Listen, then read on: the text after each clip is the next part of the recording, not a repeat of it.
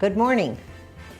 We're very close to Christmas Day, and we are doing another Christmas segment of Collector's Corner. And I am here with Anna Marie. We have a Nutcracker collection, a very extensive collection, some in each room of the house.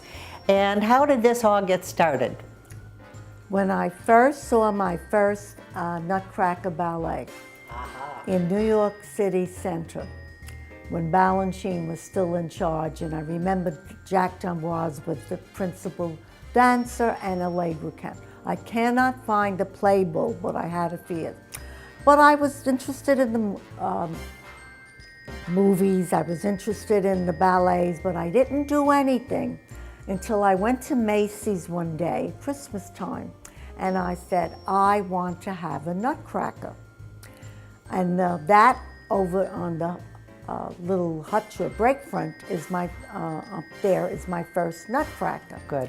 And from there, it all started, and they must have come to my house, and my best friend gave me this one. It's a tea, you put hot tea, and you steep it, and I'm a coffee drinker, but that's okay. Have you ever tried to actually crack a nut with any of these? I did, and I think I broke the... You broke the Nutcracker? I broke the That's Nutcracker. what I wondered, yeah. So I don't do it. I see. Let's go over here now and look on the top of your hutch. Through the years, I collected some of them, and some of them are new to New Jersey. That one is new to New York. How about the guy with the patch on his eye over here? Oh yes, I think I got him like 2 years ago. I said, oh, that's a nice one. He's ready for bed. Because the dream in the Nutcracker is very important. Because he does appear in the dream when he puts her to sleep with a spell. So I know this Nutcracker very well. I probably went to 11 of them in my lifetime, maybe more. I forgot to count. All right, now tell us about this felt one. Oh, he is the latest. I go to Pier 1, and I bought a lot of things from Pier 1. But some of the things I brought back. I said, I don't need it, but I had my eye on him. And I said, and then I got a coupon. So I bought him with the coupon. It was meant to be. It was meant to be. All right, let's move over to the coffee table and we'll take a look at the little ones. All right. I put them in size order as much as I could. And I used to put them on the other side of the house. But I think it's better over here because I have a tray. And if you look inside the tray, That's a there's Nutcracker Nutcrackers. tray. Absolutely. Over there, when you come in, there's a Nutcracker on a tray. This is the two latest Nutcrackers I have done. This was the most memorable. If you see it anywhere around Gulf Coast Symphony, you have to go see it, no matter where it is, because that was wonderful. And Anna Marie, I want to thank you very much for doing this segment. I love the collection. Yes. And we are on our way now. We're going over and we're going to look at another collection of Nutcrackers. I am over at Eagles Preserve with Pat Ostrom, and Pat is going to show us and share with us stories on her Nutcracker collection. So Pat, why don't you first of all tell us how this started?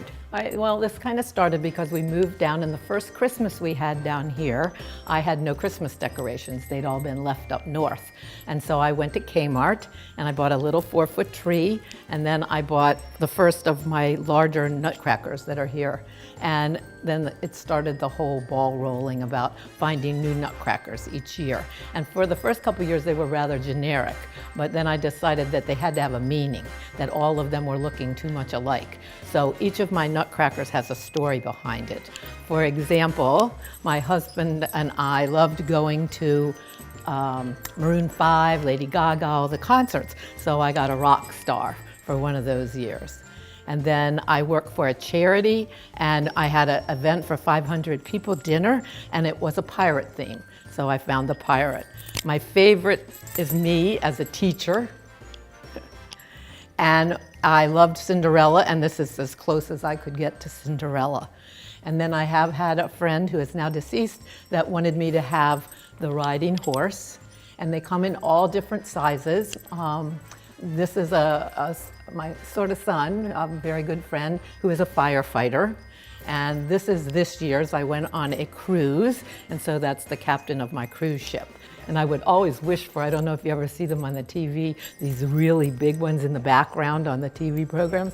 I'd love that, but where would I put that in a condo at Shell Point? But I asked Anna Marie, and I'll ask you this question. Have you ever actually tried to crack a nut with one of these? No. No, you haven't even tried. I have not. She said she did try it, and it wasn't very successful. She broke the nutcracker. no, the Nutcracker that I use are these little tools that are like U-shaped, but I have never used one of these for a I buy my Nutcracker. nuts cracked.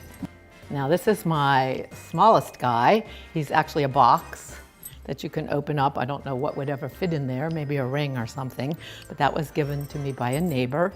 And then all my neighbors try to get in the act. They find things for me. They find paper plates, napkins, wine bottle holders, and wine glasses. So they got on board with looking for things. So, tell me about this big one. Oh, this one my husband found originally, and he said, you don't have any really big ones, so I'm going to give you this one. So it was a gift. He's from him. wonderful. Yes, He's wonderful. he was very wonderful and thoughtful. Pat, thank you so much for sharing this collection. It's a lovely collection.